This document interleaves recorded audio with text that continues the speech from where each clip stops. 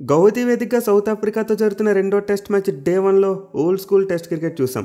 నిజంగా రెండు టీంల యొక్క ప్లేయర్స్ మధ్య స్కిల్ ఫైట్ అయితే మామూలుగా లేదు. అయితే అదర్ పార్ట్ ఆఫ్ క్రికెట్ వరల్డ్లో చూసుకుంటే ఏఎస్ఎస్ ఫస్ట్ టెస్ట్ మ్యాచ్ 2 రోజుల్లో ఫినిష్ అయిపోయింది. అది కూడా రెండో రోజు ఆట పూర్తిగా అవ్వకముందు ఆస్ట్రేలియా టీం 8 వికెట్ల తేడాతో ఘన విజయం సాధించారు. సో ఆల్మోస్ట్ ఇలాంటిదే కోల్కతా టెస్ట్ మ్యాచ్లో జరిగినప్పుడు మనమంతా పిచ్ గురించి చాలా మాట్లాడుకున్నాం. మరి ముఖ్యంగా ఫారినర్స్ అయితే ఎప్పట్లనే test ball RIP test cricket అని చెప్పి మాట్లాడారు. కానీ ఇక్కడ యాషెస్లో చూసుకుంటే ఫస్ట్ టెస్ట్ మ్యాచ్ 2 రోజుల్లోనే అయిపోయింది. మరి ఇప్పుడు పిచ్ గురించి ఏం మాట్లాడరా? సో నిజంగా ఇండియాలో ఒక టెస్ట్ మ్యాచ్ 2-3 రోజులు అయిపోతే బయటకు వచ్చి ఆర్ఐపీ టెస్ట్ క్రికెట్ అనే వాళ్ళందరూ కూడా ఇప్పుడు బయటకు వచ్చి మాట్లాడాలి.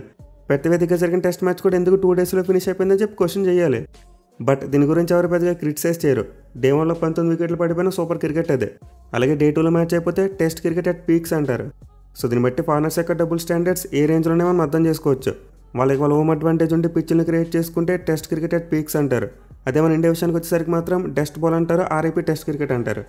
బట్ ఎనివే ఇక్కడ కొన్ని వ్యాలిడ్ పాయింట్స్ కూడా ఉన్నాయనుకోండి. అంటే ఒక ర్యాంక్ టన్నర్ పిచ్ అనేది మ్యాచ్ ప్రోగ్రెస్ అయిపోతే మరింత డిజాస్టర్స్గా మారిపోద్ది. వేరేస్ గ్రీన్ వికెట్ చూసుకుంటే మ్యాచ్ ప్రోగ్రెస్ అయిపోతే బ్యాటింగ్ కాస్త అనుకూలంగా మారుద్ది. దీంతో డే 1లో ఎక్కువ వికెట్స్ పడినప్పటికీ ఆ తర్వాత నుంచి చూసుకుంటే పెద్దగా వికెట్స్ పడవు, బ్యాట్స్మెన్ స్లోగా రన్స్ కొట్టడం స్టార్ట్ చేస్తారు. ఎందుకంటే గ్రీన్ పిచ్చెస్ మీద గ్రాస్ ఎండిపోయిన తర్వాత పిచ్ ఫ్లాట్గా అయిపోద్ది. వేరేస్ ర్యాంక్ టన్నర్స్ చూసుకుంటే డే 1లోనే పిచ్ డిటోరియేట్ అయిపోద్ది. అండ్ దాని గేమ్ ప్రోగ్రెస్ అయిపోతే చూసుకుంటే మరింత దారుణంగా తయారవుద్ది. బట్ ఎనివే స్టిల్ మరీ 2 డేస్లో మ్యాచ్ ఫినిష్ అయిపోయేంత రేంజ్లో గ్రీన్ వికెట్ తయారు చేయడం ఎందుకు? సో ఆబ్వియస్లీ ఆస్ట్రేలియా టీం తమ హోమ్ అడ్వాంటేజ్ యూస్ చేసుకున్నారు. అంటే ఇంగ్లాండ్ బ్యాట్స్మెన్ అలానే ఫ్లాట్ వికెట్స్కి అలవాటు పడిపోయారు. దీంతో మనం గ్రీన్ టాప్ తయారు చేద్దామని చేశారు అండ్ మ్యాచ్ గెలిచారు.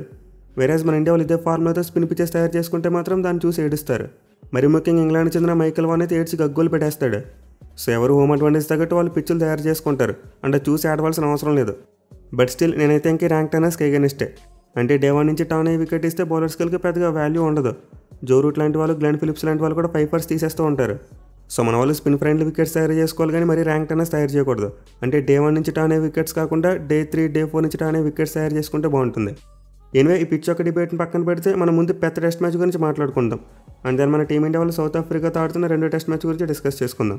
సో ముందు పెద్ద టెస్ట్ మ్యాచ్ విషయానికి వస్తే డే 1లో ప్యూర్లీ మిచెల్ స్టార్క్ మ్యాడ్నెస్, అసలు మైండ్ బ్లోయింగ్ బౌలింగ్ చేశాడు.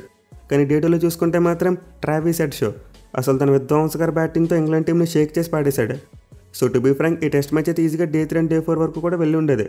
బట్ ఇంగ్లాండ్ వాళ్ళు తమ చేతులారా నాశనం చేసుకున్నారు.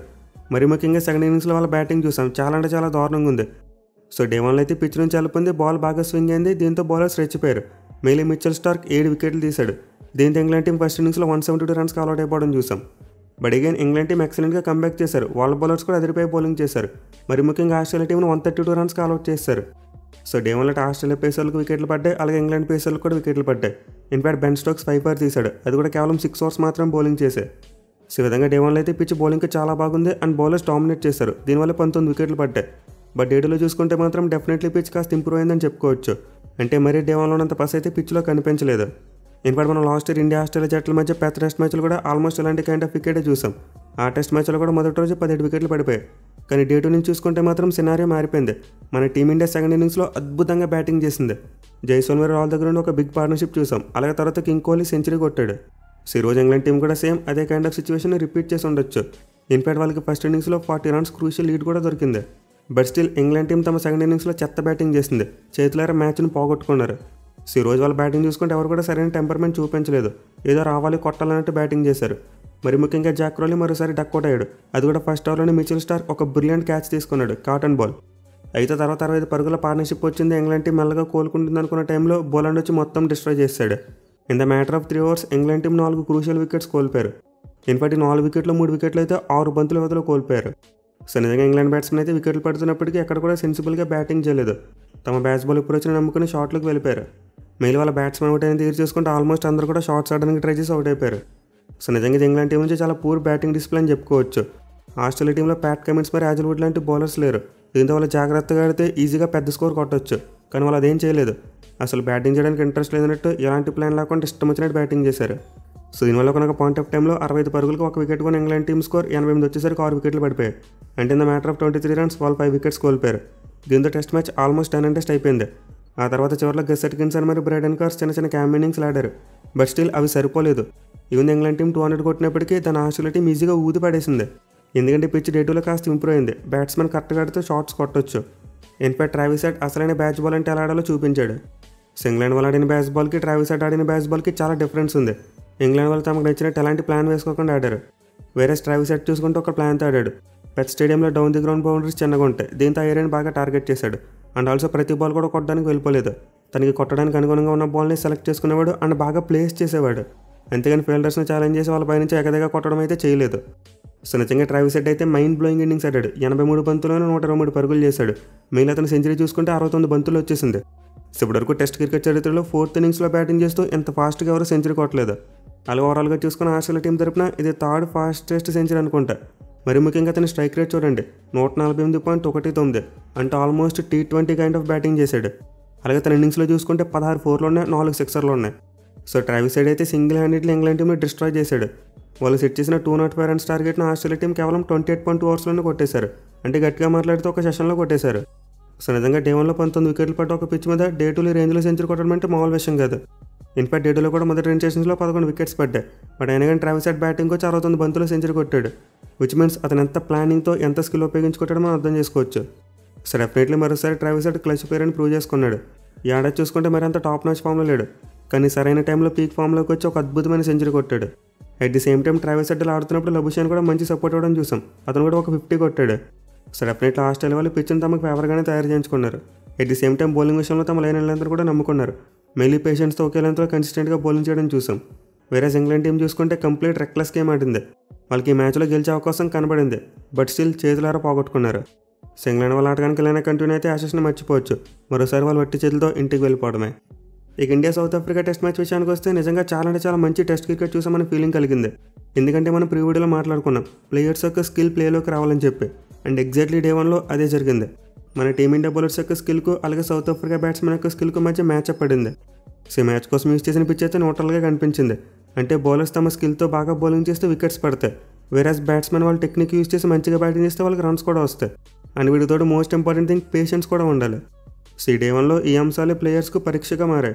అండ్ డే చివరికి వచ్చేసరికి మన టీమిండియా కాస్త అప్పర్ హ్యాండ్లో ఫినిష్ చేశారు. అంటే మొదటి 2 సెషన్స్లో సౌత్ ఆఫ్రికా టీం మంచిగా బ్యాటింగ్ చేసింది. మన వాళ్ళు ఎంత ట్రై చేసినా సరే ఎక్కువ వికెట్లు అవ్వలేదు, కేవలం 2 వికెట్లు మాత్రమే కోల్పోయారు. కానీ 3వ సెషన్కి వచ్చేసరికి మాత్రం మన టీమిండియా కంబ్యాక్ చేసింది, 4 వికెట్లు తీశారు. దీంతో సౌత్ ఆఫ్రికా టీం డే ఎండేసరికి 247 రన్స్ కొట్టిన 6 వికెట్లు కోల్పోయారు. సో నిజంగా ఇది ఓల్డ్ స్కూల్ టెస్ట్ క్రికెట్ లవర్స్కి ఒక సాటిస్ఫైయింగ్ డే అని చెప్పుకోవాలి. అటు బ్యాట్స్మెన్ మంచిగా రన్స్ కొట్టారు, అలాగే బౌలర్స్ కూడా వికెట్స్ తీశారు. మళ్ళీ ముందు చెప్పుకున్నట్టు ఆ స్కిల్ ప్లేలోకి వచ్చింది. అయితే కొంతమంది ఇది బోరింగ్ టెస్ట్ మ్యాచ్ అని కూడా అనొచ్చు. అంటే బ్యాట్స్మెన్ ఫాస్ట్గా రన్స్ కొట్టట్లేదు, బౌలర్స్ ఫాస్ట్గా వికెట్లు తీయట్లేదు అంటే మీరు అలాంటి మ్యాచ్లు చూడటం మానేయండి. ఎందుకంటే అలాంటివి పిచ్చి తేడా ఉన్నప్పుడే జరుగుతాయి. అంటే మరీ ఫ్లాట్ ట్రాక్స్ ఇచ్చేస్తే బ్యాట్స్మెన్ ఫాస్ట్గానే రన్స్ కొట్టుకుంటారు, అలాగకుండా ర్యాంక్ టెన్నర్స్ ఇస్తే బౌలర్స్ విజృంభించేస్తారు. కానీ ఎప్పుడైతే ఒక న్యూట్రల్ వికెట్ ఉంటుందో అప్పుడు ప్లేయర్స్ యొక్క స్కిల్స్ బయటకు వస్తాయి. సో విధంగా ఈరోజు మన టీమిండియా ప్లేయర్స్ దగ్గర నుంచి కాస్త బెటర్ పెర్ఫార్మెన్స్ చూసాం. మన బౌలర్స్ తమ స్కిల్స్కి పదును పెట్టాల్సి వచ్చింది, అలాగే కెప్టెన్ కూడా తన బుర్రకు పదును పెట్టాల్సి వచ్చింది.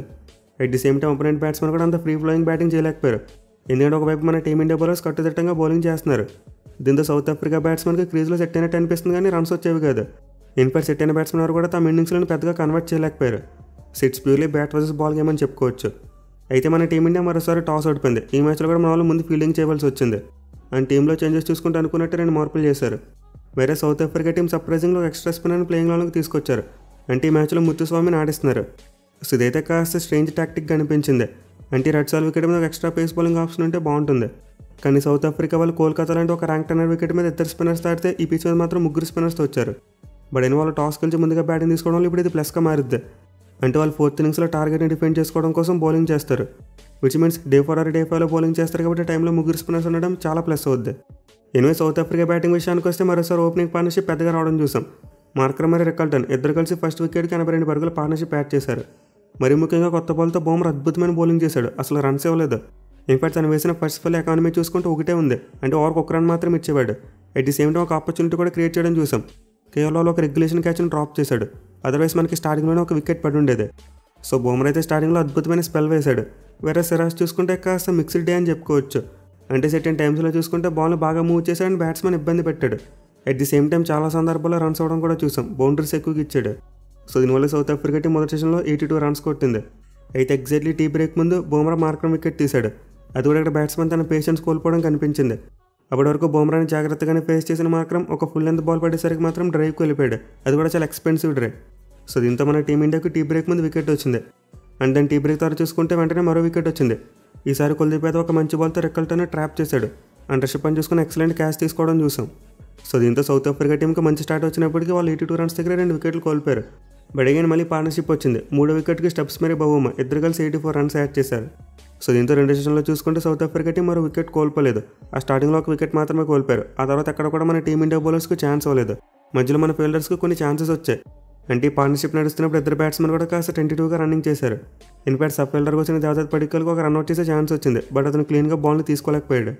సో బ్యాటింగ్ పరంగా చూసుకుంటే బౌమా అండ్ స్టెప్స్ పార్ట్నర్షిప్ చాలా సాలిడ్గా కనిపించింది. కానీ రన్నింగ్ బిట్వీన్ వికెట్స్ చాలా స్కేరీగా అనిపించింది. ఎనివే ఈ పార్ట్నర్షిప్ డేంజరస్గా మారుతుంది అనుకున్న టైంలో జడేజా బౌమా వికెట్ తీశాడు. అది కూడా జైస్వాల్కి ఎక్సలెంట్ లో క్యాచ్ తీసుకోవడం చూసాం. సో నిజంగా ఇక్కడ సౌత్ ఆఫ్రికా బ్యాట్స్మెన్ పేషెన్స్ కోల్పోరని చెప్పుకోవచ్చు. అంటే మీరు మార్క్రమ్ వికెట్ తీసుకున్నా బౌమా వికెట్ తీసుకున్నా ఇద్దరు కూడా పెద్ద షాట్స్ ఆడడానికి వెళ్ళిపోయారు. మళ్ళీ బౌమా అయితే జడేజాని అటాక్ చేద్దాం అనుకున్నాడు. ఎందుకంటే వాళ్ళకి క్రీజ్లో సెట్ అయినట్టు అనిపిస్తుంది కానీ రన్స్ వచ్చేవి కాదు. మన బౌలర్స్ కట్టుదిట్టంగా బౌలింగ్ చేసేవారు. దీంతో రన్ స్కోర్ చేయడం కోసం వాళ్ళిద్దరు షాట్స్కి వెళ్ళారు అండ్ వికెట్లు పడిపోయాయి. సో ఇండియన్ బౌలర్స్ యొక్క పేషెన్స్కి అలాగే సౌత్ ఆఫ్రికా బ్యాట్స్మెన్ యొక్క పేషెన్స్కి టెస్ట్ నడిచింది. అండ్ ఈ టెస్ట్లో మన వాళ్ళు పేషెన్స్ కోల్పోకుండా చాలా కట్టుదిట్టంగా బౌలింగ్ చేశారు. అంటే వికెట్లు రాకపోయినా సరే ఆ లైన్ అందరూ నమ్ముకున్నారు. వికెట్స్ తీసుకోవడం కోసం మరి ఎక్కువగా ఫ్యాన్సీగా ట్రై చేయలేదు. కేవలం సిరాజ్ మాత్రమే కాస్త ఎక్స్ట్రాగా ట్రై చేశాడు. వేరేజ్ మిగతా బౌలర్స్ కన్సిస్టెంట్గా డాట్ బాల్స్ వేయడం చూసాం. అండ్ దీనికి రిజల్ట్గానే 3వ సెషన్లో మనకు 4 వికెట్స్ పడ్డాయి.